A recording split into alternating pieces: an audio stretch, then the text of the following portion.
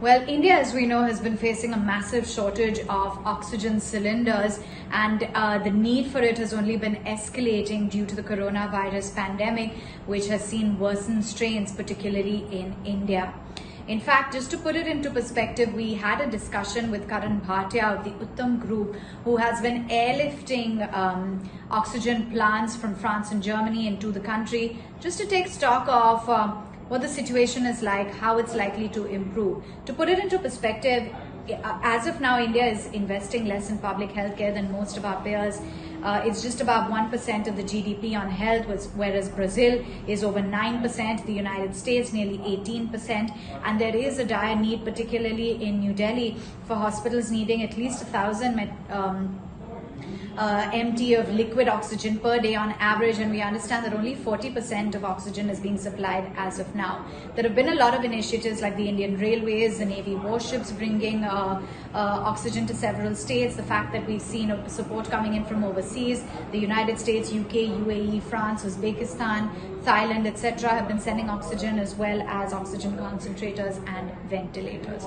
So to understand a little bit more, the Uttam Group of Companies has airlifted 55 oxygen plants from France and Germany. This is for the Delhi government, the Indian Army and UNDP, and they as of now have plants installed and working in Dharamshala Cancer Hospital, Raja Hospital, Apollo Hospital, Air Force Hospital, just to name a few. Now, what did Karan Bhatia exactly have to say? He said that India has been used to power outages, water outages, but never oxygen outages. The demand for it has been unprecedented, and we've seen demand growing to about 8,000 MT per day. The oxygen flow rates as well have grown multifold in India, especially for ICU patients. The Uttam Group, as I mentioned, is doing the airlifting, and as of now, 21 plants will go to New Delhi. The Delhi government as well, that has been donated by the Shiv Nadar Foundation. He said that they can produce oxygen at sites. A lot of hospitals now should start producing oxygen at their sites to stop reducing dependence on others. Apart from New Delhi, there will be oxygen supplied to states like Rajasthan, Kerala, Madhya Pradesh, Maharashtra, etc. He did say that in the long run, he's confident that the oxygen shortage in India will be sorted.